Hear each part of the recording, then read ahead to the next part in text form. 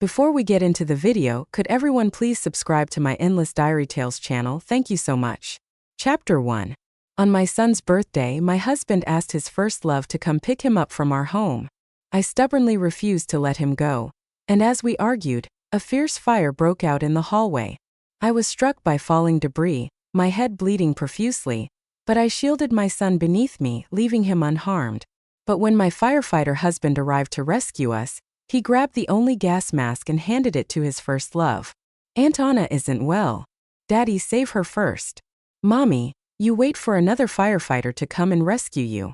I watched them leave, a bitter smile forming on my lips. It seemed they had all forgotten that I suffer from severe asthma. Without a gas mask, I could die. Amidst the flames, I watched helplessly as my husband carried another woman, desperately rushing to safety. And the son I nearly died to bring into this world stood protectively by her side, worried she might fall, occasionally reaching out to steady her. From beginning to end, neither of them looked back at me. My heart ached unbearably. I was supposed to be their family, but in the face of life and death, they didn't hesitate to abandon me. Half an hour earlier, Anna had knocked on my door wanting to take my son out for his birthday. I coldly refused, but Lucas, who had been doing homework in his room, heard the commotion. He burst out, pushing me aside and grabbing her hand, his face beaming with happiness as he headed out. My heart ached, but I stubbornly tried to stop them. But my son bit down hard on the arm I used to hold him back, his eyes filled with a hint of hatred. "Why won't you let me go with Aunt Anna? If it weren't for you, Aunt Anna would be my mom. I wish you were dead." He must really hate me for biting my arm so hard it bled. As we argued, the fire broke out in the hallway. We were trapped, anxiously waiting for rescue. My son didn't spare me a glance, staying close to Anna, patiently comforting her like a little adult. "Don't worry, Aunt Anna. You're so important to Daddy. He'll come save you first." I was heartbroken, nearly shattered. 7 years, surely even a dog would have developed feelings by now. But he hadn't. All he felt for me was hatred. And the reasons he hates me are so ridiculous. It's just because I refused to buy him outrageously expensive toys or let him play on his phone before finishing his homework. Most importantly, I refused to step aside and let Anna be his mother. Yet even so, when I saw the stone slab above him about to fall, I didn't hesitate to rush over and shield him with my body. The slab struck me, leaving my head bleeding, but he pushed me away. Worry etched on his face as he grabbed Anna's hand, asking if she was okay. Even when Alex burst through the door wearing a gas mask, my son immediately ran over, grabbed the only gas mask and handed it to Anna. "Dad, save Anna first. She's not well. Let another firefighter rescue Mom." Tears welled up in my eyes as I managed a bitter smile. I raised the almost empty bottle of my medication and told them, "My medicine is running out. I can't survive much longer in this smoke." 7 years ago today, I lay on an operating table, bleeding out during a difficult childbirth, teetering on the brink of life and death. Before I lost consciousness, I clung to Alex's hand, begging him to save the baby no matter what. If the worst should happen, I told him to choose the baby over me. But today, 7 years later, the child I nearly died to bring into the world was clinging to Alex's hand, begging him to save someone else first. Alex looked at me coldly, cradling Anna in his arms. His icy tone sent shivers down my spine as he said, "Lara, this is what you owe Anita. Just wait a little longer. My colleagues will be here soon." Desperation to survive drove me to grab his sleeve and beg, "Alex, I'm pregnant. You can hate me, but you can't abandon the child I'm carrying." A flicker of shock passed through Alex's eyes. He had barely been home lately, and I hadn't told him. Seeing his hesitation, Lucas angrily pried my fingers off one by one. "Mom, you can't be so selfish. How could you lie to Dad?"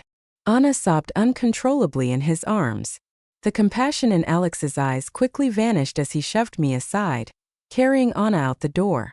Thick smoke engulfed me, and my breathing grew more labored. The inhaler in my hand was nearly empty. I took one last deep breath, closed my eyes in despair, and a wave of bitterness washed over me. If only I had never started this doomed relationship. Chapter 2. From the beginning, I knew Alex didn't love me. My unrequited love was no secret throughout our 4 years of college. But he already had his first love, Anna, and naturally he didn't care about me. As graduation approached, Anna accepted her family's arrangement to study abroad for her master's degree.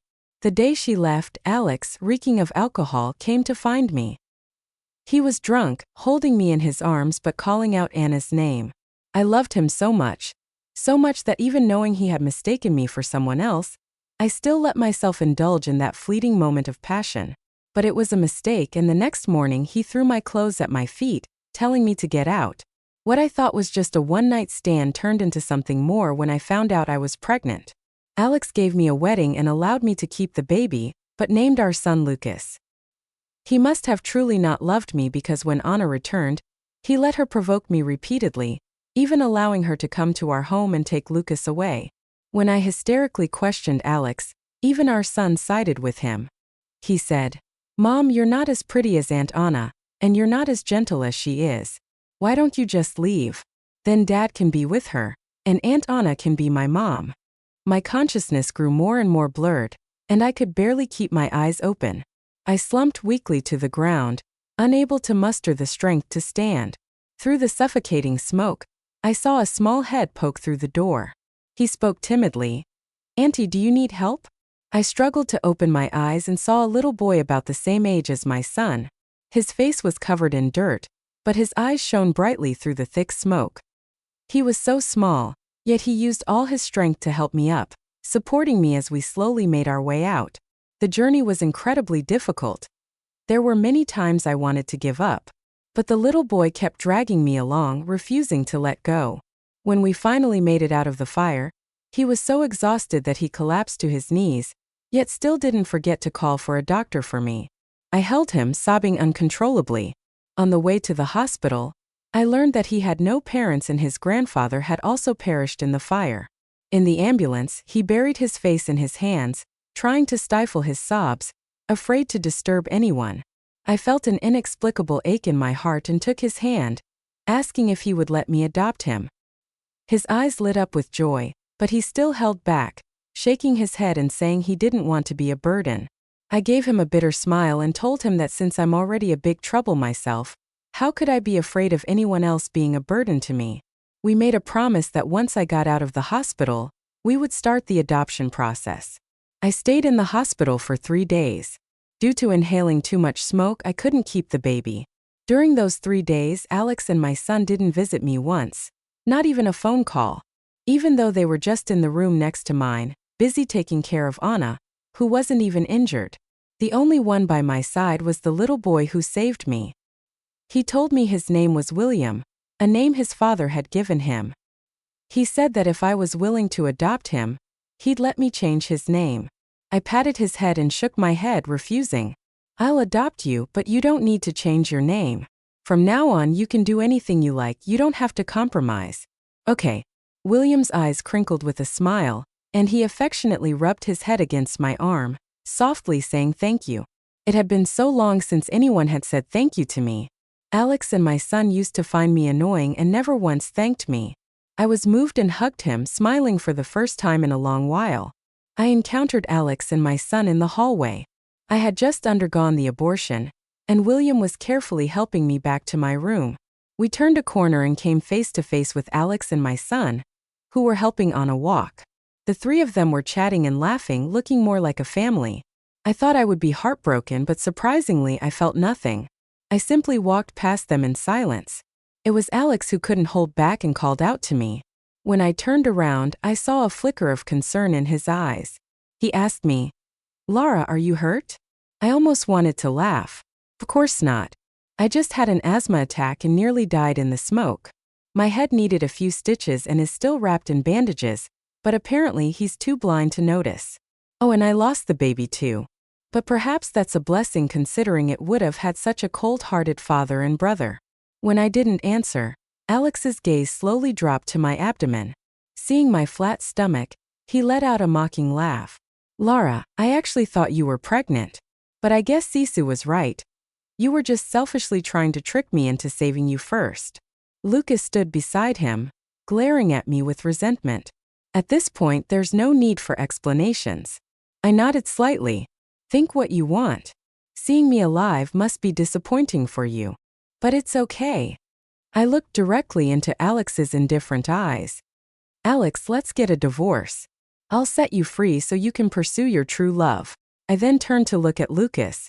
And you, as you wished, I'm no longer your mother. Seeing their shocked faces, I silently laughed.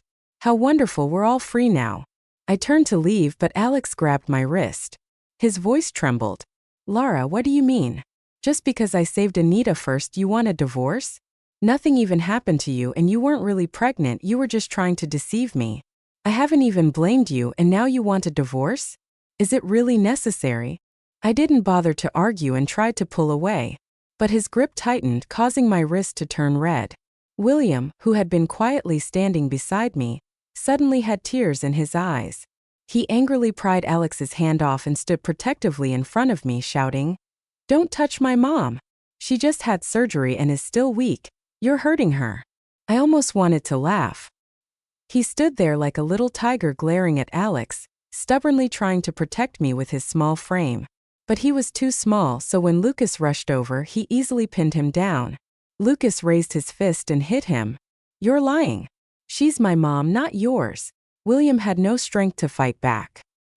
He curled up, shielding his head but still refused to give in. "She isn't anymore. Mom said you didn't want her. You left her in the fire and wished she was dead. She said I saved her. And from now on she'll only be my mom." Lucas froze for a moment, his eyes reddening. But when he looked down and saw the silver safety lock necklace around William's neck, his anger returned. He yanked the necklace off, clutching it tightly in his hand. His little face flushed with anger. "This was my mom's, how dare you wear it?" He suddenly looked up at me, a hint of pleading in his eyes. "Mom, didn't you say this necklace was a gift for me? Why did you give it to him?" I smiled and gently pulled him up. But instead of hugging him, I softly pushed him away. I helped William up, brushing the dust off his clothes. Then I pulled him into my arms and snatched the necklace from Lucas's hand. I calmly reminded him, "You had an identical necklace. You thought it was ugly and threw it in the trash. Last year for his birthday, I spent half a month learning how to make 2 identical safety lock necklaces. My hands bled from all the hammering. I gave him the most perfect one and wore the other around my own neck. But when he received it, he didn't even bother to look at it before tossing it aside. Instead, he hugged the new Lego set Anna had given him and said to me with disdain, 'Mom, please don't give me worthless things anymore.' Seeing the necklace lying in the trash, my heart bled. But I could only smile awkwardly and nod, saying, 'All right.' Now he's trying to take William's necklace. When he saw I wasn't going to help him, tears of frustration welled up in his eyes. 'Mom, I want this one. Can't you just? If you like it, ask your dad to buy you one.' I calmly interrupted him, taking William's hand ready to leave. But when I turned around, I was met with Alex's dark, stormy gaze. 'Lara, this child just said you had surgery. What kind of surgery?' I shrugged indifferently. Of course, it was an abortion. Hearing me speak so casually, Alex's eyes began to redden. He struggled to control his emotions, trying to stay calm. But when he spoke, his voice was tinged with pain. 'Lara, you aborted our child, why?' At that moment, I looked at him as if he were an idiot. 'Why, Alex? You're a firefighter. You know how many toxic gases are in that smoke. I told you I was pregnant, but you still gave the gas mask to Anna. And now you're asking me why? Are you pretending to be stupid?' I didn't want to look at him anymore. Even one more second made me feel like I might vomit. Alex's hands trembled as he reached out to hold me, but Anna suddenly clutched her forehead and collapsed softly to the side. Conveniently, she fell right into Alex's arms. The hand that was meant for me quickly pulled back to support her. Anna looked at me weakly, her voice laced with apology. "Lara, I'm sorry. I didn't mean to disrupt your family reunion. I just felt a little dizzy.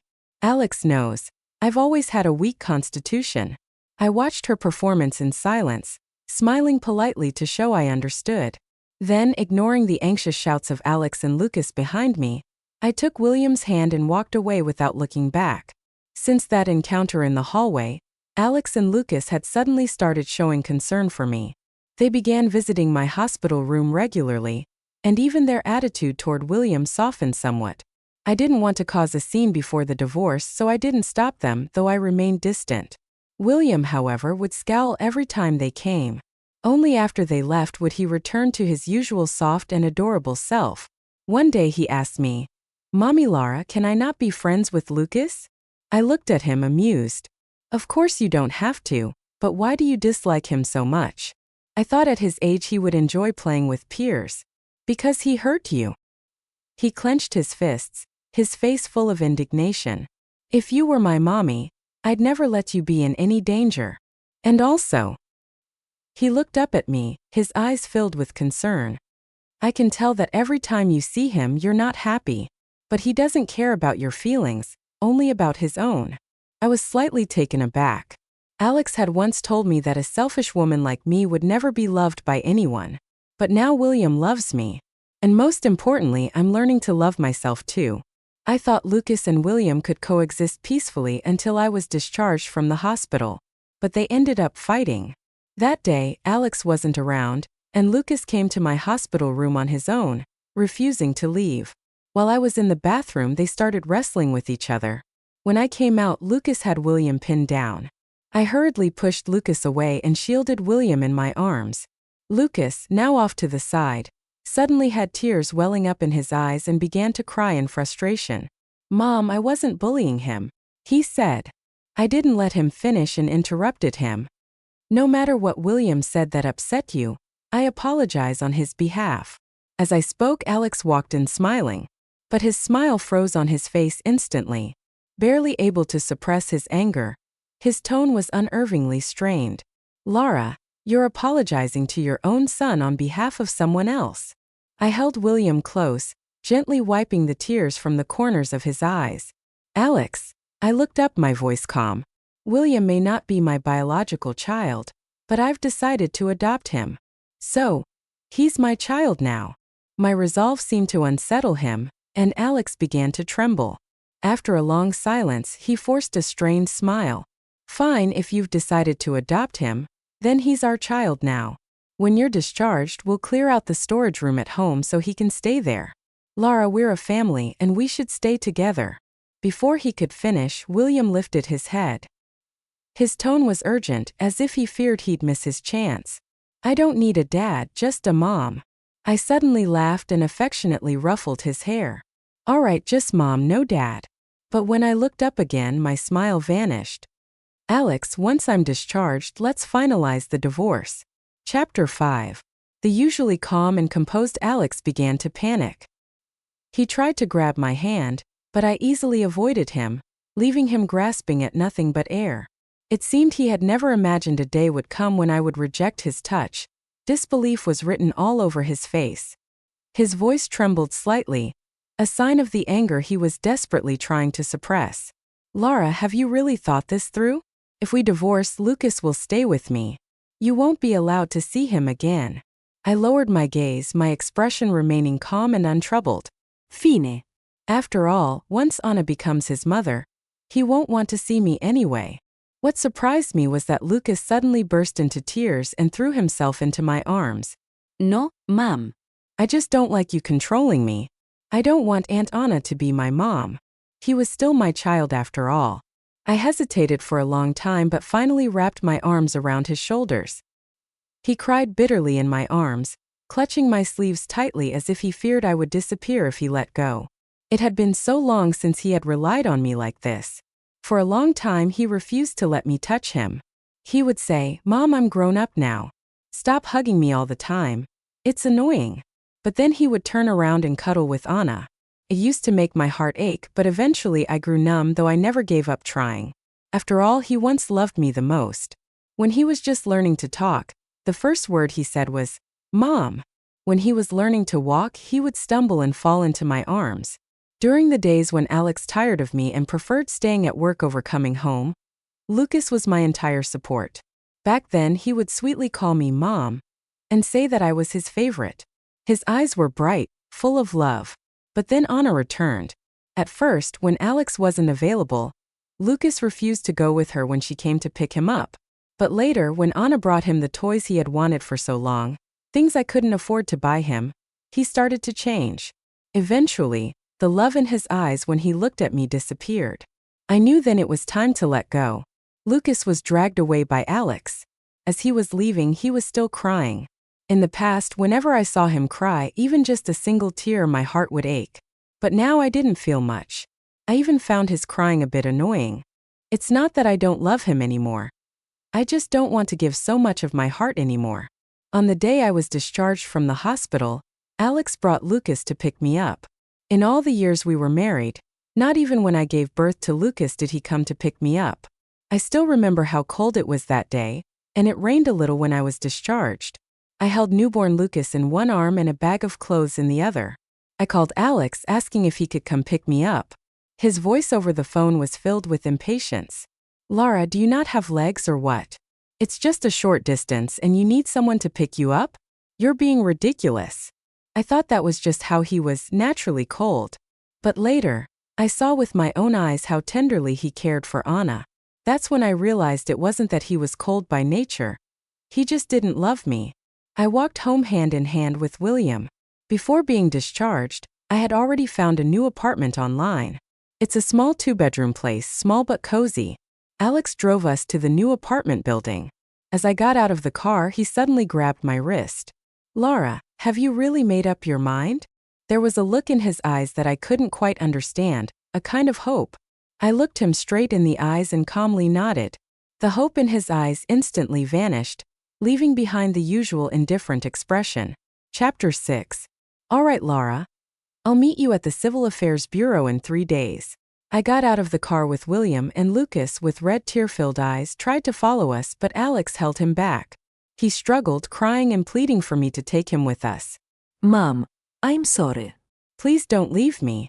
I won't play games anymore and I don't want those toys either. Mom, please don't go." The car door slammed shut, and through the window I saw Alex holding him down firmly. William gently squeezed my hand. "What's wrong?" I looked down, trying to keep my voice steady as I asked him, but the choke in my voice betrayed me.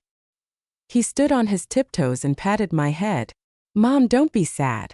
I promise I'll be very good." I couldn't hold it in any longer, and I covered my face, quietly sobbing. I had once given everything without reservation, so taking it all back now felt as painful as peeling off my own skin. But it doesn't matter, everything will pass. 3 days later, after completing the divorce process with Alex, I immediately took William to finalize the adoption paperwork. Once the legal procedures were done, William and I officially became a family. I rented a small storefront not far from home and opened a little flower shop. It had always been my dream, but in the past, I was too busy taking care of Lucas and later too busy fighting with Anna to make it happen. Now, free and untethered, I could do whatever I wanted. Business wasn't particularly booming, but it was enough to support William and me. The days passed by in quiet simplicity. Most of my customers were neighbors, and gradually I started to build a base of regulars. William also made some good friends at school, especially a girl named Helen who was very close to him. She would stop by the shop every day after school to play for a while. Her father always came to pick her up, and they'd leave with a pink rose each time. One day, I casually asked if the rose was for Helen's mother. He hesitated for a moment before nodding slightly. "You must have a great relationship with your wife. It's really enviable," I said, smiling. But his eyes suddenly filled with tears. "It's not for my wife." Seeing my surprised expression, he looked a little embarrassed. "It's for my sister. Helen is my niece. 2 years ago, my sister and her husband died in a car accident." His voice grew choked with emotion, and my heart ached as I listened. There was no one else to take care of Helen, so I brought her to live with me. The 2 little ones who had been busy playing games suddenly came over. With mischievous grins, they pushed us together. I suddenly blushed, pretending to be angry as I playfully swatted William on the bottom. When I looked up, I met his somewhat intense gaze, and I felt so shy that I wanted to hide. Over time, I got to know him better. His name is Jack, and he runs his own company, doing quite well for himself. Most importantly, he's single. I'm not entirely opposed to the idea of a new relationship, but the wounds I've suffered haven't fully healed yet. So while I remained clear-headed about his advances, neither rejecting nor rushing to accept them, I stayed cautious. One day, I took William to the supermarket to shop. When we stepped outside, I realized it was raining heavily. We stood at the entrance holding 2 large bags of groceries, anxiously waiting. But the rain only got heavier, and every passing taxi was already occupied. Even the ride-sharing app showed hundreds of people ahead of us in line. I was growing increasingly anxious. I had left the house thinking we'd be back quickly, and the chicken soup on the stove hadn't been turned off yet. Just as I was feeling helpless, Jack's car pulled up in front of us. He hurriedly opened the car door, too concerned to even grab an umbrella. Shielding his head with his hand, he quickly ran over to me and naturally took the shopping bags from my hands. Chapter 7. William proudly showed off the smartwatch on his wrist. "Mom, I just sent our location to Helen, and Uncle Jack got here so quickly." Jack blushed a little, reaching out to ruffle William's hair and then winked at him behind my back. I couldn't help but laugh. Felt so nice to be cared for. Worried that I might get wet, Jack even took off his jacket and placed it over my head, gently shielding me as he escorted me to the car. Sitting in the back seat, I watched William and Jack chatting and laughing together, and my eyes grew a little misty. When we got to my building, Jack insisted on carrying the grocery bags upstairs. I didn't refuse, and William walked between us, holding each of our hands. As I glanced at our reflection in the puddles, I suddenly thought that being a family of 3 like this wouldn't be so bad. We were laughing and joking as we went upstairs, but as soon as I stepped out of the elevator, I froze. Lucas was standing at my door, holding a beautifully wrapped box, and Alex was beside him, smiling. The moment Alex saw Jack, his smile vanished. He forced a smile, but his voice was strained and awkward. "Laura, how have you been?" "Pretty good," I replied nonchalantly, stepping past him and Lucas to unlock the door. Jack, still holding William's hand, followed me inside. Alex tried to come in with Lucas as well, but I stopped them with a raised hand. "If there's nothing important, don't come in." Alex froze in place, completely stunned. Lucas ignored my words, trying to slip under my arm to get inside. But his father quickly grabbed him by the collar and pulled him back. Alex swallowed hard before speaking with difficulty. "Laura, do you remember what day it is today?" Seeing my confused expression, Lucas couldn't hold it in any longer and blurted out, "It's your wedding anniversary." He forced a smile and held up the gift box. "Mom, Dad picked out a beautiful ring for you. Back when we got married, probably out of reluctance, Alex didn't even bother to get me a wedding ring. After Lucas was born, I mentioned a few times that I wanted a ring, but he always coldly refused.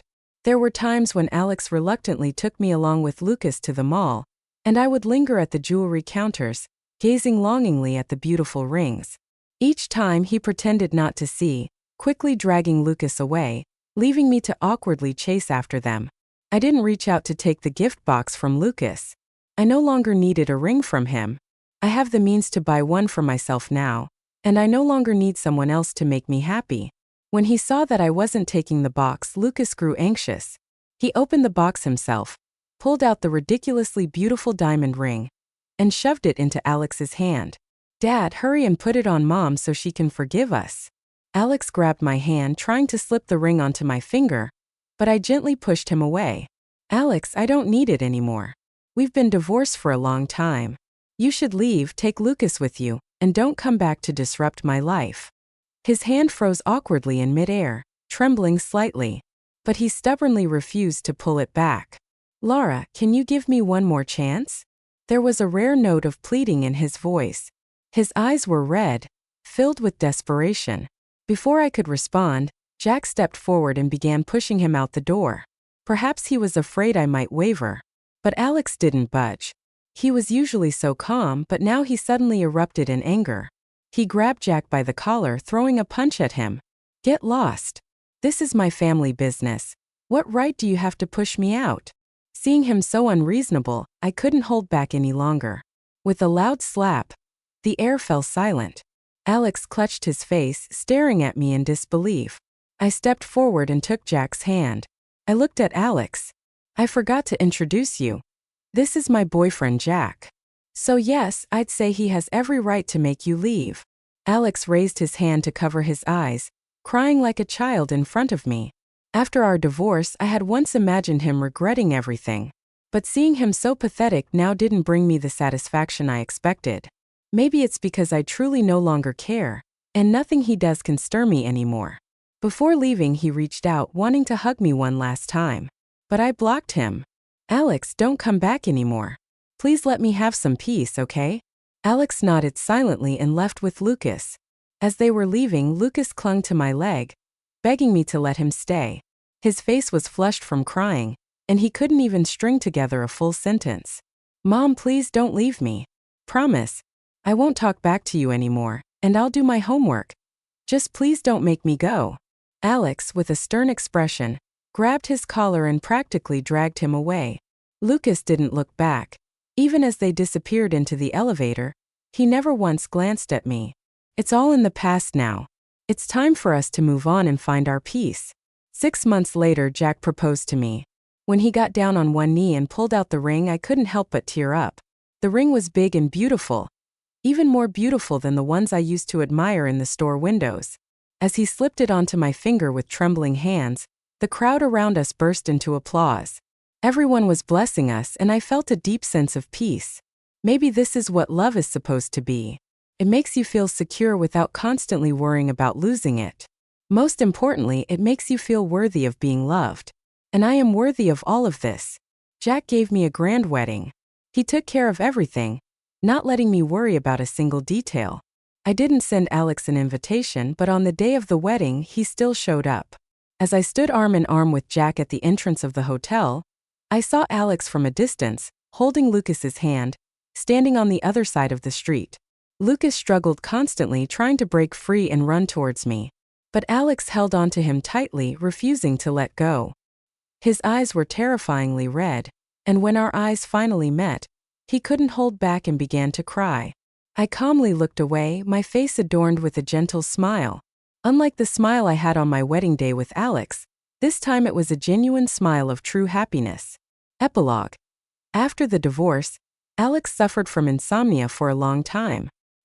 He was afraid to close his eyes because whenever he did, Lara's image would appear before him. He was even afraid to go home. The living room still bore the scars of the fire, and every time he stepped inside, he couldn't help but start hating himself. He hated himself for choosing Anna back then. He also couldn't stop himself from hating Anna and even Lucas. If it hadn't been for Lucas begging him to save Anna first, maybe Lara wouldn't have left. He finally belatedly realized that it was Lara he truly loved. As for Anna, she was nothing more than a regret from his youth. So when Anna asked him if they should get married, he refused without a second thought. Anna, with tears in her eyes, asked him why. He looked at her face filled with disgust, and almost through gritted teeth he said, "Because you can't even compare to a single strand of Lara's hair." Lucas cried in front of him many times, begging to see his mom. Each time Alex would glare at him venomously, telling him, "Your mom doesn't want you anymore. She has a new child now, and you mean nothing to her."